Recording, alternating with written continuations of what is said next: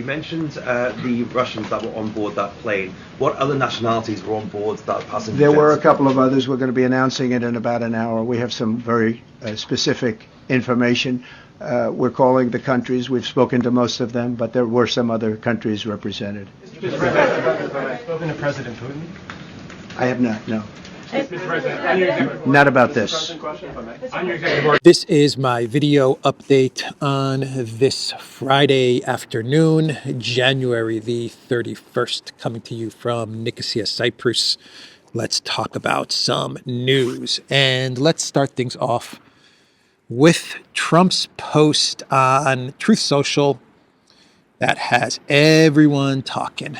Everyone is talking about this post on Truth Social, where Trump says that if the BRICS member states move away from the US dollar, then he will place 100% tariffs on BRICS countries.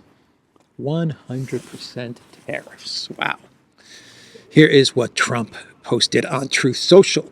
The idea that the BRICS countries are trying to move away from the dollar while we stand by and watch is over.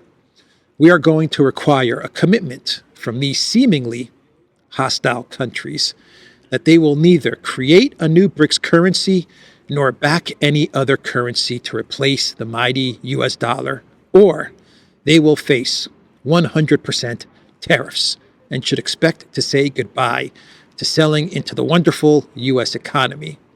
They can go find another sucker nation.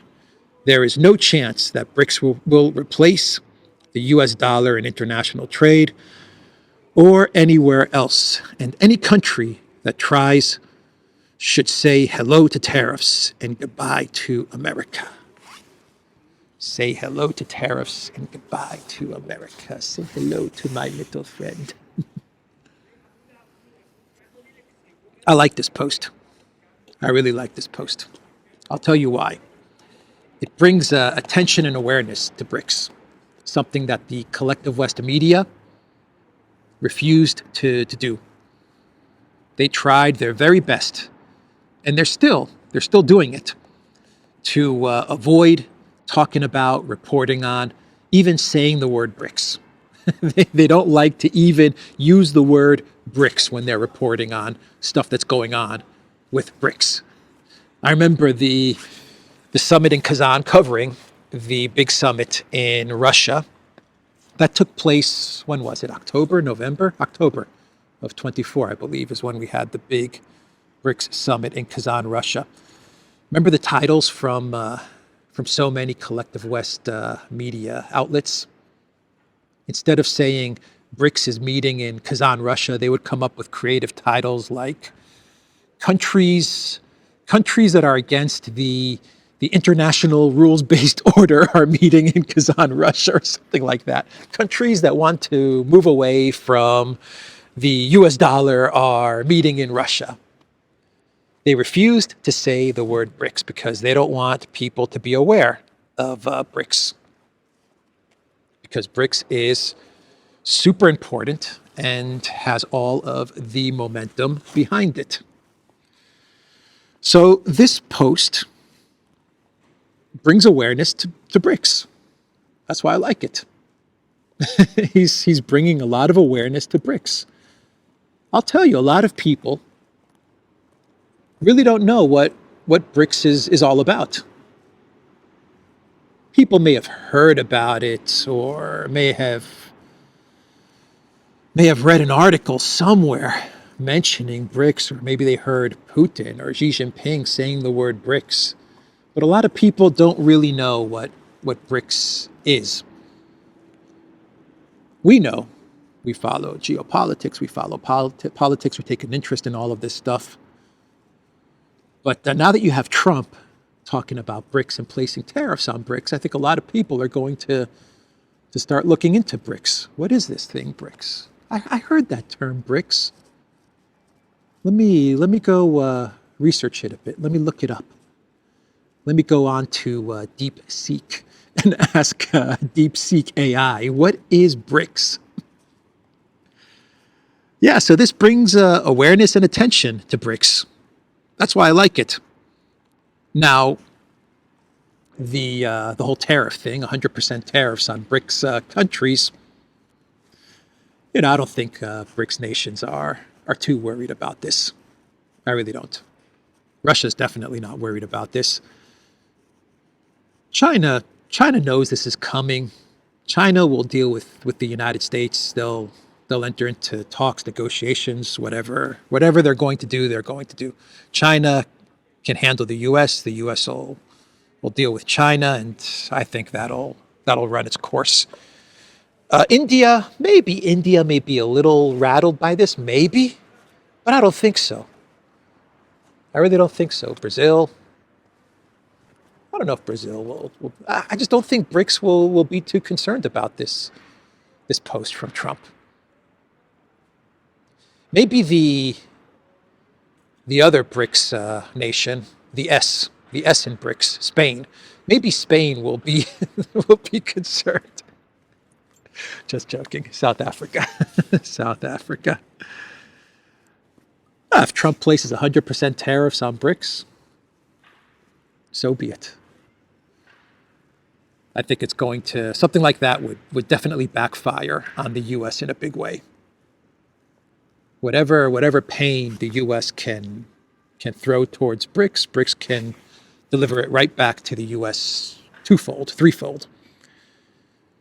So I look at this as Trump's way of bringing attention to BRICS, maybe bringing attention to BRICS and coming up with something that's completely outrageous or controversial, coming up with a controversial statement, get people talking about BRICS, because he knows eventually he's going to have to deal with BRICS, maybe the BRICS as a whole, and with each BRICS member state individually. He's going to have to deal with this group of nations together and on their own, and the United States is going to have to coexist with BRICS.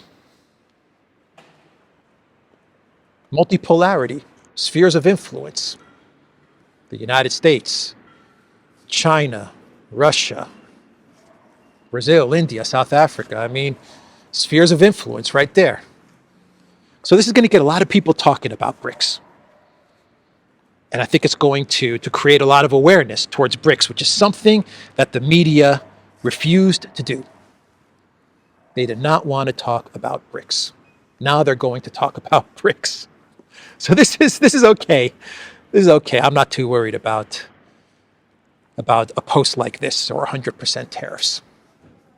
Not so worried. The countries that should be worrying, or the bloc of countries that should be worrying is the EU, the European Union. They should be worrying about tariffs because they're going to have a really hard time dealing with tariffs if Trump decides to place tariffs on the European Union. BRICS, they have many options, many options, many weapons. European Union, not so much. It's going to be hard to deal with the United States when you're a vassal of the United States. I'm reading reports that the European Union, Ursula is telling the Trump administration, please don't place tariffs on us. Please don't place tariffs on us.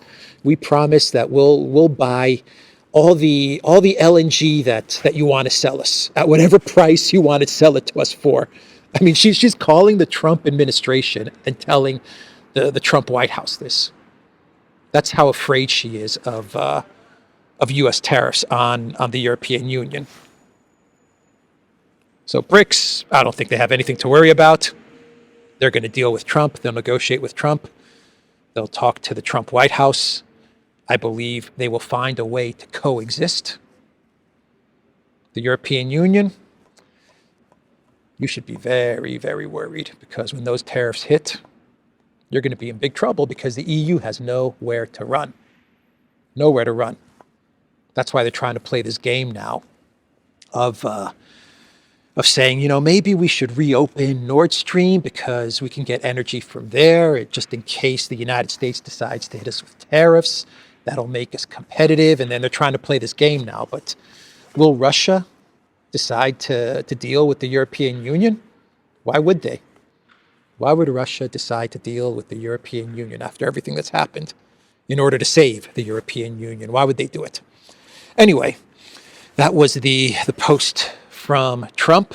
Trump also announced yesterday that 25% tariffs tomorrow are coming to Mexico and to Canada, though he did say that he's not sure if these tariffs will include energy, tariffs on energy. But he said, come tomorrow, tariffs will come into effect for Mexico and for Canada. And Canada has said that they're ready to retaliate. Canada said that they've been preparing and that they are ready. So we will see. Canada has some cards to play. They do have some leverage and some cards to play. If they get the right leadership in place, then things should work out. I think things will work out if Canada gets the right leadership in place. Mexico, I don't know. I think Mexico will be okay as well. I think they'll figure it out as well. But Trump is going to start off with 25% tariffs, and we'll see. We'll see what negotiations follow after the tariffs hit. So the new Secretary of State, Marco Rubio, I believe this was his first interview since becoming Secretary of State, and he gave it to Megyn Kelly. And Rubio said some pretty interesting stuff. He talked about Project Ukraine. He talked about Greenland. And on Project Ukraine, Rubio said that the Biden White House deceived the American people, deceived Ukraine, deceived the world by having people believe that Ukraine could actually defeat Russia. He also said that the Biden White House, the U.S., has been funding a stalemate. He used that word a lot. They've been funding a stalemate. But then he also admitted that it's really not a stalemate. I think that was the most interesting part of his statement. I can't play you the video because I'll probably get a copyright strike or something like that. I don't know. I get nervous playing videos from shows like Megyn Kelly's. I don't know. I'm not going to do it. But I will read you what Rubio said, because he was talking about a stalemate. He was talking about how the Biden White House has deceived people by actually saying that Ukraine can win. They can't win. So he admits that Ukraine cannot win. There was an admission right there. And then he talked about funding a stalemate. But then he said that Russia's advancing and it's not really a stalemate. So there's an admission that it's not a stalemate. Russia's winning this thing. They're taking more territory and the war has to come to an end because Russia is winning. So let me read you exactly what Rubio said. This is coming from the X account of Edward Druce, Secretary at Secretary at Marco Rubio. Quote, the reality on the ground, the dishonesty that has existed, we somehow led people to believe that Ukraine would be able not just to defeat Russia, but to destroy them and push them all the way back to 2014. Meanwhile, Ukraine is being set back 100 years. Their energy grid is wiped out. Someone is going to have to pay for all this reconstruction. Someone is going to have to pay. He's not saying the United States. Someone's going to have to pay. Let's continue. The president's view is this needs to end. It needs to enter a negotiation. That's going to be the work of hard diplomacy, which is what we used to do in the world. He's taking a jab at Blinken and the lack of diplomacy in the Biden White House. Rubio then goes on to say, at least we have a president who recognizes our objective in this conflict needs to end. and it needs to end in a way that's enduring. What we have been funding is maybe even worse than a stalemate, one in which incrementally Ukraine is being destroyed and losing more and more territory. It's an admission. It's an admission that he says it's a stalemate. He said there's a stalemate, there's a stalemate. He said it in the past that this is a stalemate. Rubio has gone on and on about a stalemate. But in this statement, he just comes out and says Russia is winning, Ukraine is losing more and more territory, Russia is advancing. This war has to come to an end because we have lost.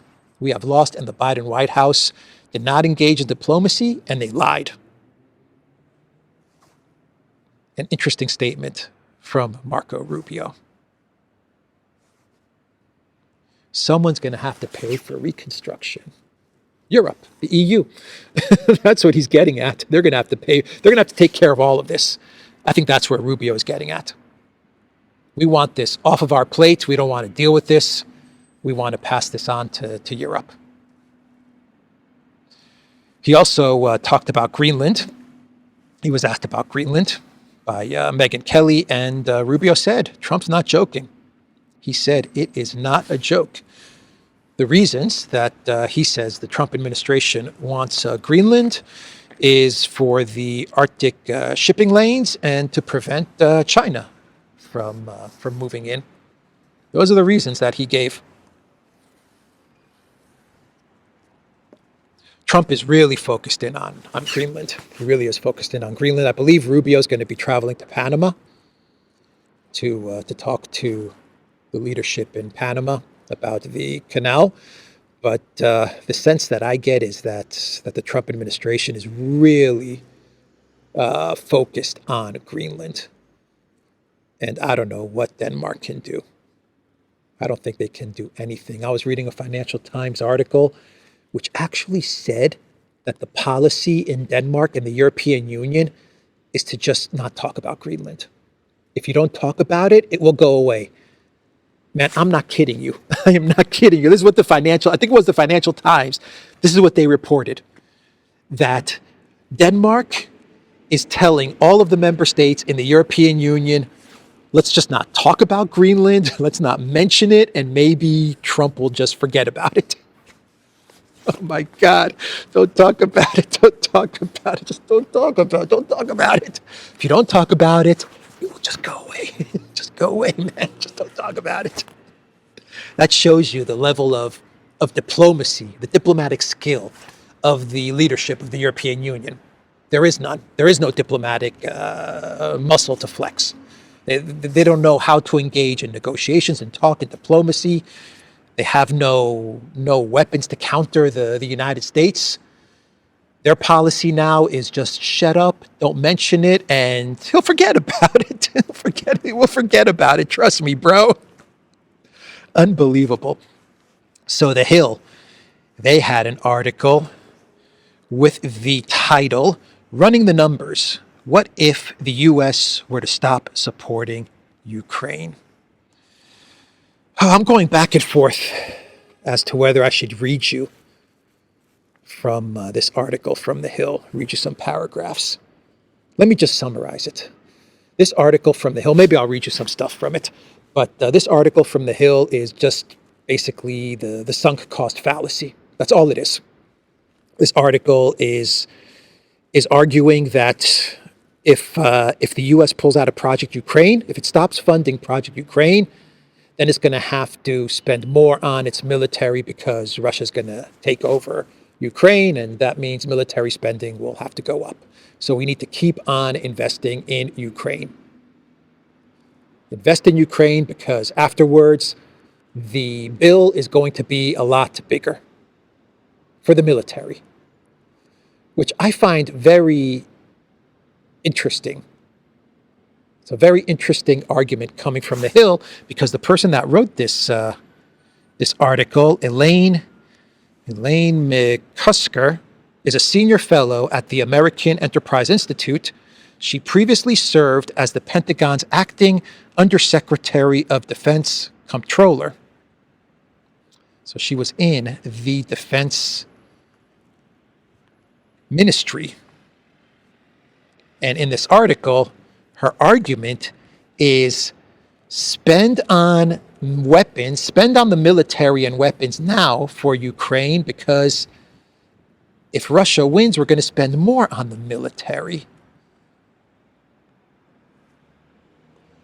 So one would think, if you're the military-industrial complex, one would then come back and argue to the Hill, well, in that case, wouldn't the companies, the MIC companies, wouldn't they, if they're going to get more money, a lot more money from Ukraine's loss, wouldn't they want Russia then to win because they're just going to get a lot more money? That's the argument that you can make, because the argument that she's making is spend the money now and it'll be a lot cheaper. Less money will go to the MIC afterwards. So if you're an MIC CEO, you would tell the Hill, well, we prefer then Russia to win because that means we're going to get a lot more contracts afterwards, according to this article on the Hill. It's a weird argument that they're making. Let me read you some of this article. Many Americans are understandably concerned about the cost of aid to Ukraine, but they are thinking about the issue the wrong way. We should be considering the cost of Ukraine losing. Analysis conducted at the American Enterprise Institute has determined that Russia defeating Ukraine will cost American taxpayers an additional $808 billion over what the U.S. has planned to spend on defense in the next 5 years. This is about 7 times more than all the aid appropriated to the Pentagon to help Ukraine since Russia's 2022 invasion.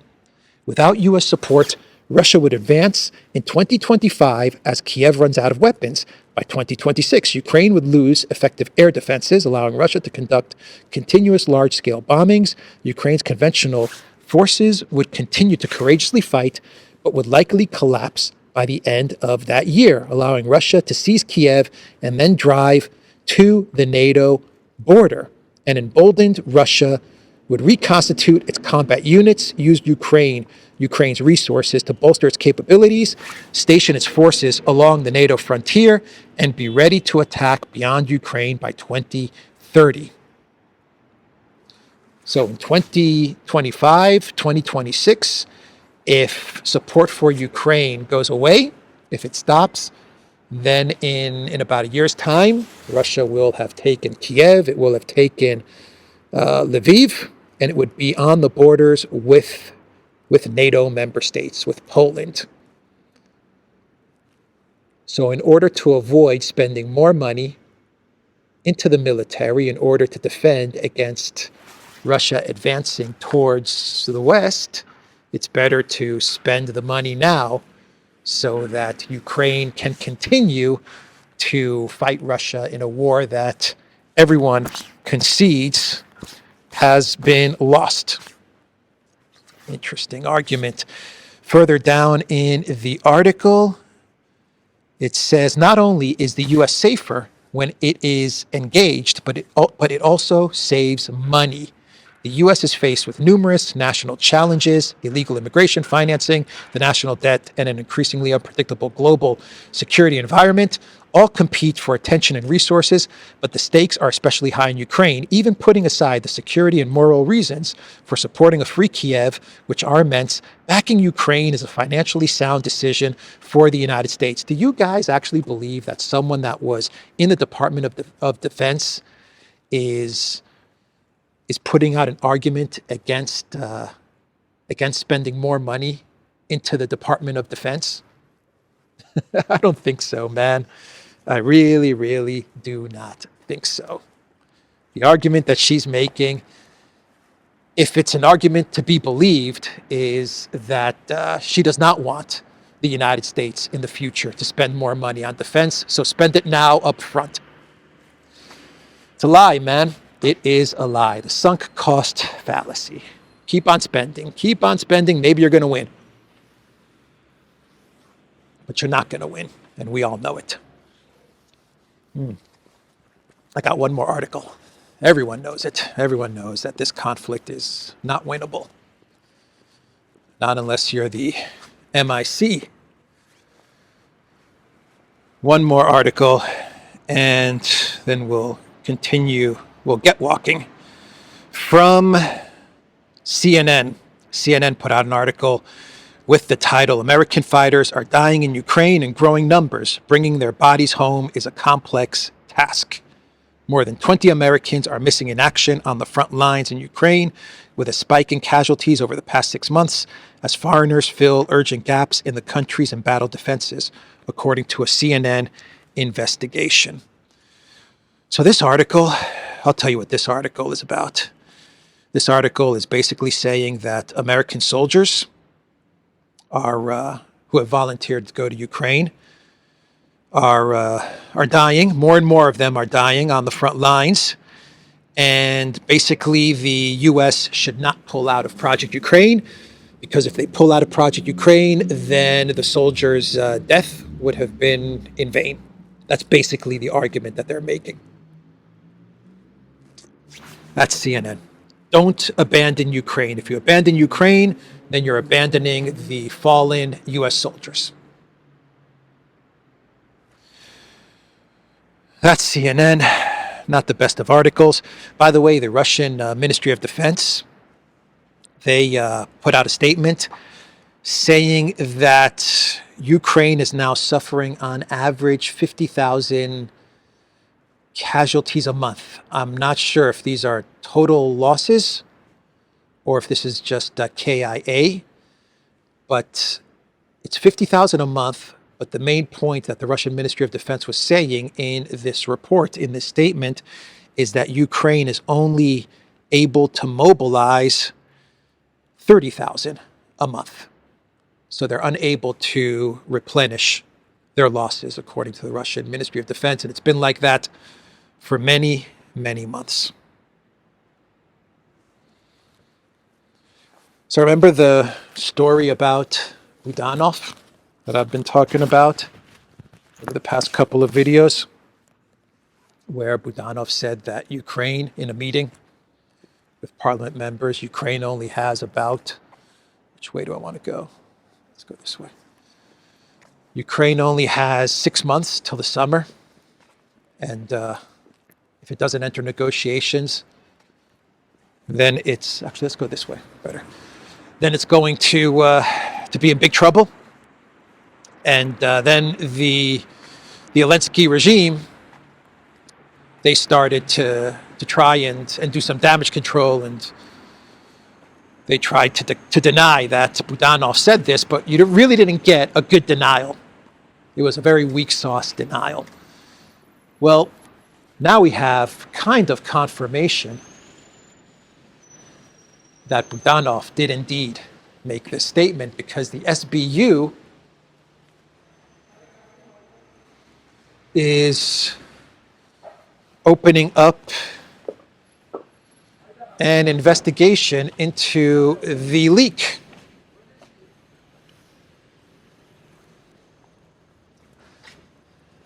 Let's go this way.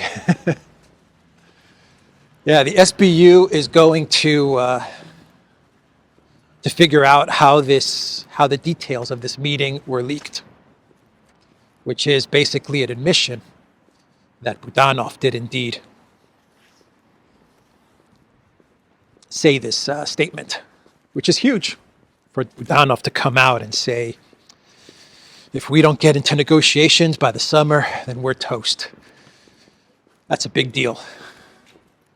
And so I said in a video statement, I said that, his denial was very weak, which most likely means that he actually did say this in a meeting, and now they're going to try to find the leaker, the SBU, who leaked this to the media.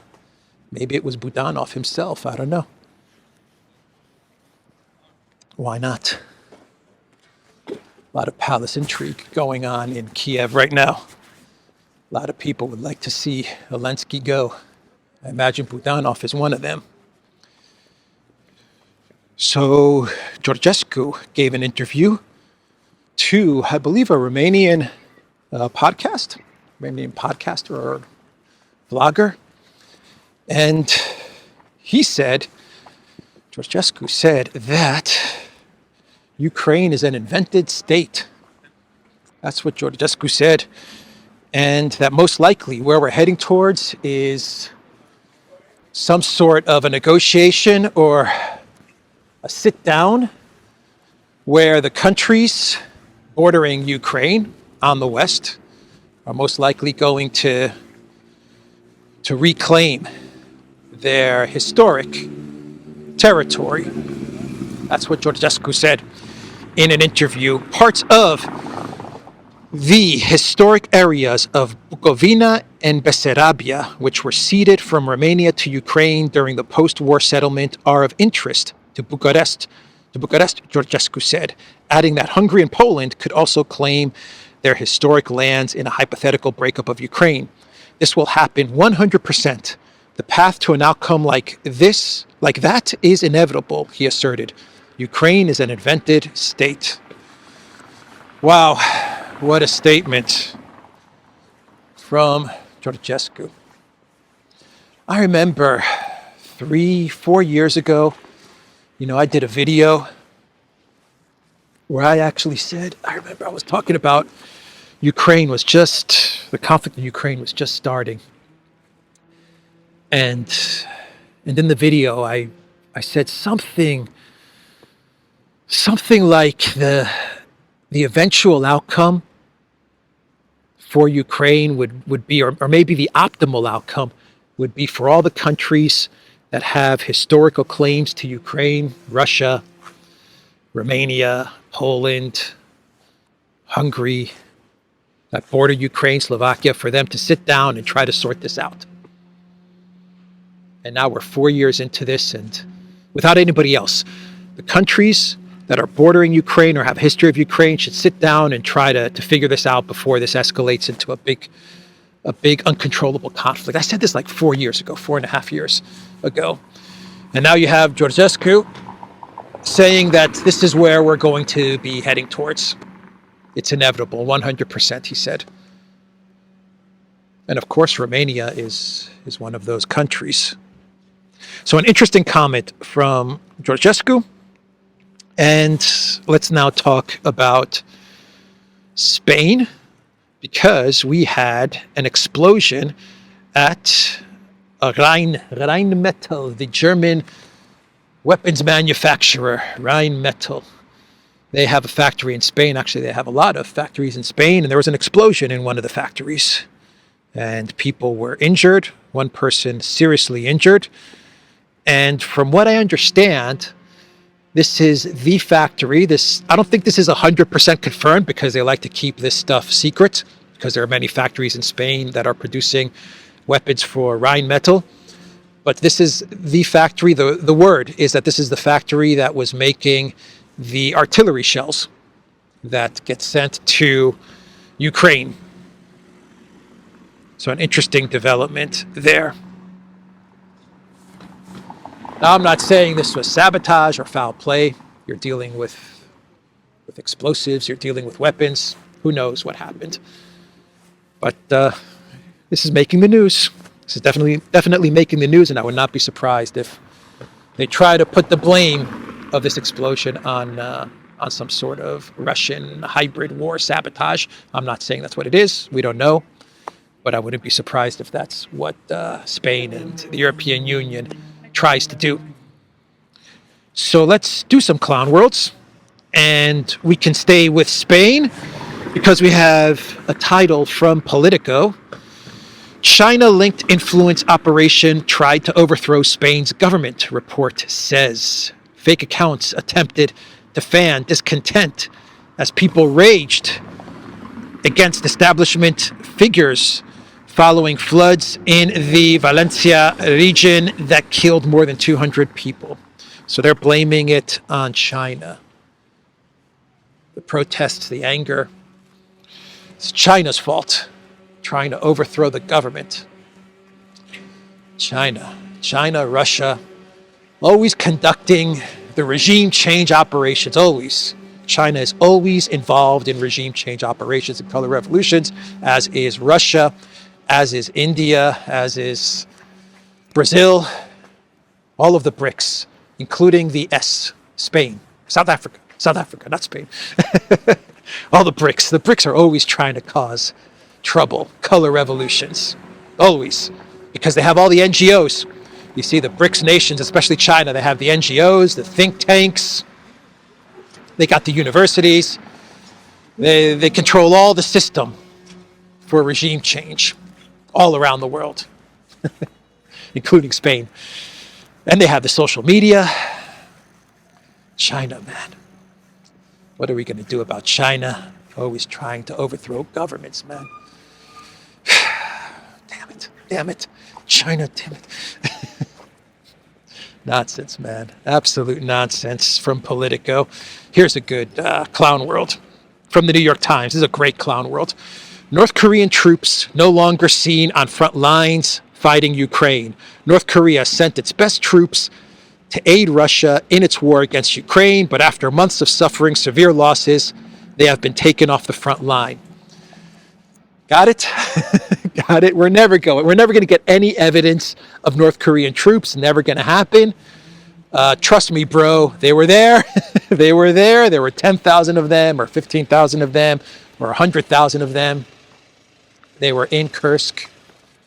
They were there. They were fighting with Russians, but the losses were so great that they've been taken out. They've had to leave. They've been rotated out of the front lines because they were just suffering huge losses. So there you have it. We're putting a close to the whole North Korean troops in Kursk saga. We're wrapping it up. You want evidence of North Korean troops? Trust me. Trust me. They were there. And they suffered huge losses. And now they're gone. Unbelievable, huh? Unfreaking believable. So that's how they end it. That is how the Zelensky regime and the collective West media wrap up and tie a bow on the North Korean troops in Russia propaganda. Very creative. I did not see this one coming, actually. It's actually pretty obvious that this is a good way to wrap things up, huh? If you're writing the scripts for the North Korea story, to just come up with the statement that, hey, they're getting crushed in Kursk by the mighty Ukraine military, and so they're just gonna pull them out. It's a great way to wrap it up. Very, very, very obvious. Very obvious. Anyway, that's the video. Oh, those script writers. Sometimes they do some good work, I have to admit. Duran.locals.com. We are on Rumble, ODYSEE, BitChute, Telegram, Rockfin, and X. Just keep on walking. Go to the Duran shop. Pick up some merch like what I'm wearing in this video update. The link to the Duran shop is in the description box down below.